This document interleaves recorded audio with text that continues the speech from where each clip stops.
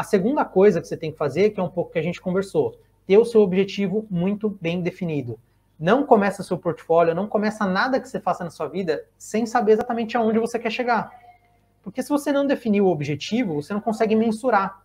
Você não sabe se aquilo está funcionando ou não. E se você não consegue mensurar, você não sabe para qual caminho ir. E aí você fica com várias opções. Uma das coisas que eu vejo que o pessoal tem muita dificuldade no portfólio é realmente começar a fazer, sei lá, uma capa, e aí vai fazendo, aí depois não gosta mais, aí muda completamente. Aí vai fazendo outra coisa, aí depois, não sei, mudou. Por quê? Aquela pessoa fica indecisa porque ela não começou com uma fundação sólida, né? O que é começar com uma fundação sólida? Você saber onde você quer ir, quem você quer chamar atenção e como você vai fazer aquilo. Então, dando um exemplo de uma aluna, por exemplo, ela queria um estágio numa incorporadora de interiores que trabalhava com alto padrão, só que esse alto padrão mais neoclássico e tal. Então, o que a gente foi fazendo? Construindo ali uma identidade visual para deixar isso muito definido. Então, as fontes que a gente utilizou foram fontes serifadas, né? Que é aquela fonte que tem aquela perninha. Por quê? Essa fonte passa uma mensagem de algo mais clássico, mais fino. Outras coisas que a gente fez, a gente utilizou texturas no portfólio dela relacionadas a mármore, né? A elementos dourados, brilhosos, que remetiam aos projetos daquela construtora.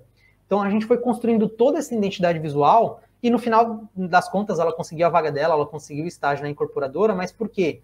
Ela foi definindo tudo isso assim, eu vou usar essa fonte, depois eu vou usar essa paleta de cores, depois eu vou usar essas texturas. Então, como você vai construindo, definindo isso tudo de maneira sólida, você não chega no final do portfólio e fala assim, não, mudei. Quer saber, eu vi aquela referência, ele usa uma capa laranja. Nossa, eu acho que eu vou fazer uma capa laranja agora. E aí você muda completamente. Entendeu? Por isso que você tem que ter essa fundação muito bem definida.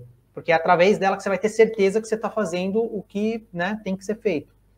Eu acho que o terceiro ponto que eu acho que faz muita diferença é a gente pensar em estratégias também de como mandar o portfólio, como achar as melhores vagas, porque isso eu acho que pode acontecer bastante. Você tem um portfólio bem feito, né, com uma identidade visual super legal, os projetos super alinhados, mas se você não conseguir fazer com que esse portfólio chegue na mão das pessoas que vão contratar, não adianta nada. Tem aquilo que eu falei, ter um portfólio super bem feito, mas continuar em grupos de vagas e mandando para os e-mails que todo mundo envia, dificilmente você vai ter resultado. Pode até acontecer, sim, mas imagina se você conseguisse enviar para os outros escritórios que não têm esse processo, você ia ter muito mais oportunidades.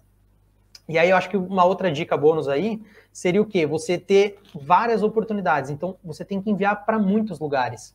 Isso aconteceu comigo também. Quando eu me formei, eu fiz o portfólio, usei tudo certinho lá. E aí, quando eu enviei, eu tive mais de uma oportunidade. Ou seja, de propostas, de entrevistas. E aí eu consegui escolher para onde eu ia. Isso é muito importante para te dar opções, porque uma das coisas que mais acontece em arquitetura é você, às vezes, entrar no escritório e você não se sentir bem, né? Sei lá, o chefe não te trata bem, ou você não recebe bem, você não é valorizado e tudo mais.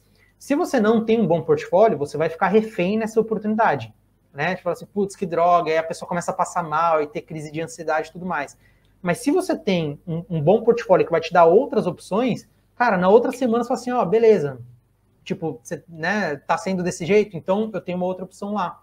Isso é muito importante, isso, assim, é uma das coisas prioritárias, assim, você ter um bom portfólio para você não ficar refém de nenhuma empresa, e sim você conseguir escolher, né? E aí, teve um exemplo, por exemplo, na própria Triptych, uma amiga minha, ela não tinha tempo nem de criar o próprio portfólio, isso é muito perigoso. Você está trabalhando tanto que você não se dedica em fazer seu portfólio, e aí por não fazer isso, você acaba não tendo oportunidades, e por não ter oportunidades, você acaba ficando refém daquela primeira oportunidade. Então, isso é muito perigoso. Você tem que se dedicar ao máximo para ter o melhor material possível e ter as melhores oportunidades para ir assim galgando, né?